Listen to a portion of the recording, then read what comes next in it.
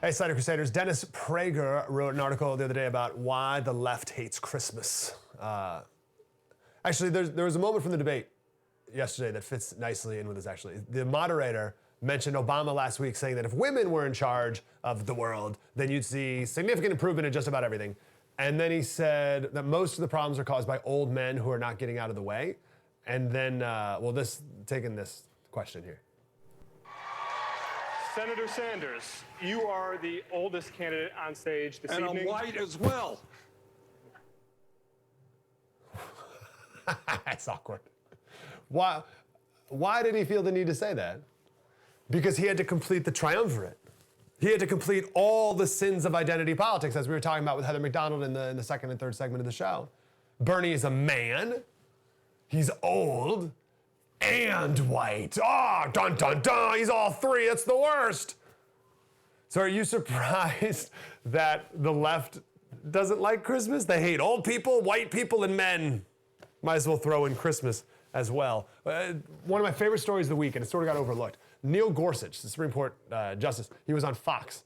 And some writer for the BBC and some other places said, Supreme Court Justice Neil Gorsuch just appeared on Fox and Friends making a point to parrot the Merry Christmas talking point of the GOP.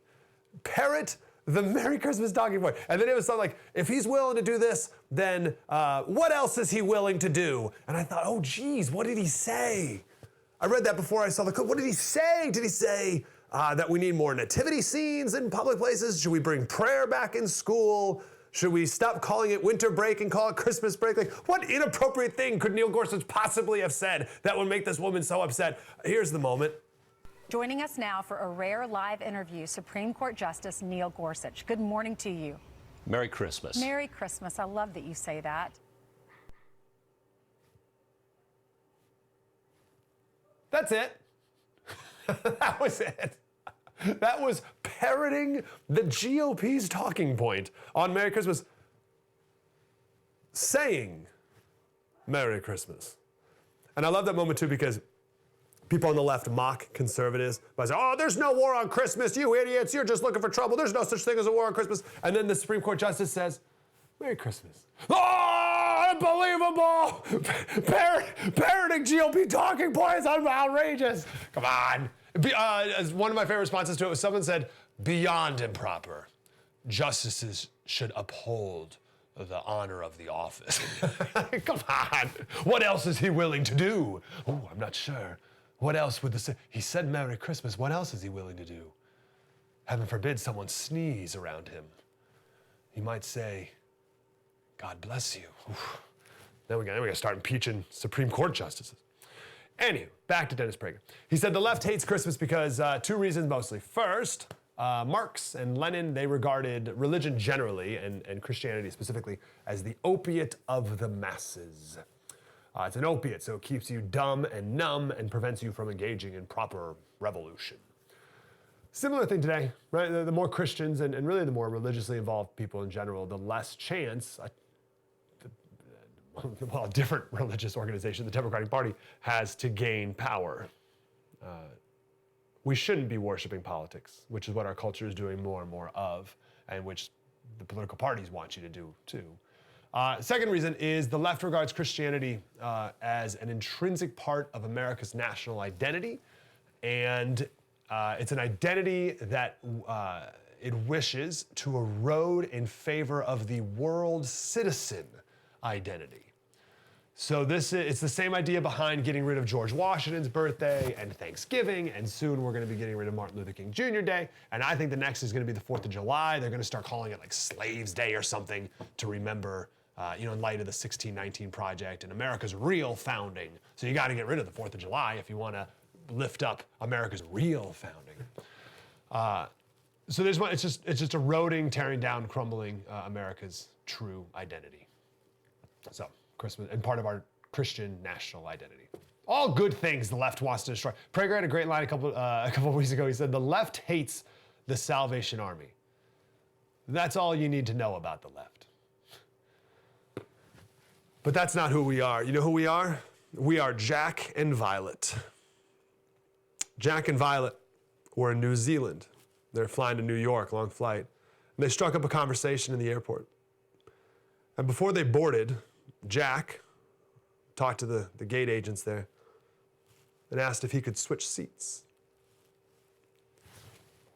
Why? Maybe he wanted to sit closer to Violet. Or maybe, geez, I don't know, maybe he wanted to get further away from her. I don't know. Why did he want to switch seats? Jack was in first class, and he thought that 88-year-old Violet would get more out of that first class seat than he would. The only reason this story got out is that one of the flight attendants shared a picture of it and said that Jack sat in a row of seats directly next to the toilets in the back, and Coach next to the toilets never made a peep, never asked for anything, no fuss, no attention, literally did it out of the kindness of his own heart, and no one asked him to. Violet said it was always a dream of hers to sit in first class. And the flight attendant said you should have seen her smile when she was done with her dinner and they handed her a blanket to go to sleep. Pretty good. So we need to all be more like Jack. My favorite part of the story is, it's not that he gave up his seat, that's good, but it's that he didn't tell anybody about it. That's how you know online stories are fake. When a person tells the dramatic tale and then says, and then I said, and then I did this heroic, noble deed. No, you didn't.